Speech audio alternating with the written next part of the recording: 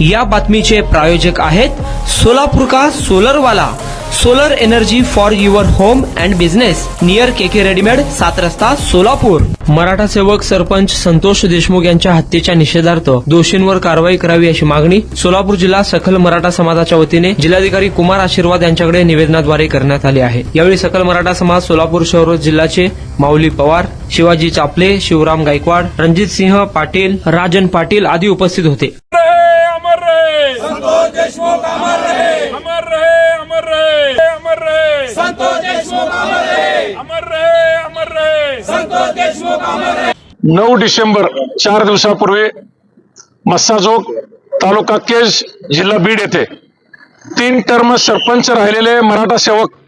संतोष देशमुख यांची दिवसा ढवळ्या ज्या प्रकारे हत्या करण्यात आली त्याचा निषेध व त्या आरोपींना तातडीनं अटक करून शासन मिळवण्यासाठी ज्या पद्धतीनं शासनानं पावलं उचलायला पाहिजे होती ती न उचलल्यामुळं आज बीड जिल्हा कडकडीत बंद करण्यात आला आहे। त्यांना सपोर्ट म्हणून, त्यांना पाठिंबा म्हणून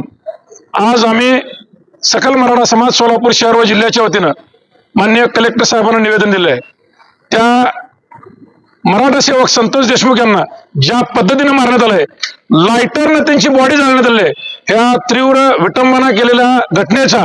आम्ही सकल मराठा समाज सोलापूर शहर व जिल्ह्याच्या वतीने तीव्र शब्दात धिक्कार व्यक्त करतोय। माझी राज्य शासनाला विनंती आहे, जोपर्यंत यातले सर्व आरोपी, या खून खटल्यातले सर्व आरोपी अटक होणार नाहीत आणि त्यांचा योग्य पद्धतीने चार्जशीट दाखल होईपर्यंत तपास होणार नाही, तोपर्यंत बीड जिल्ह्यातील खास करून मुंडे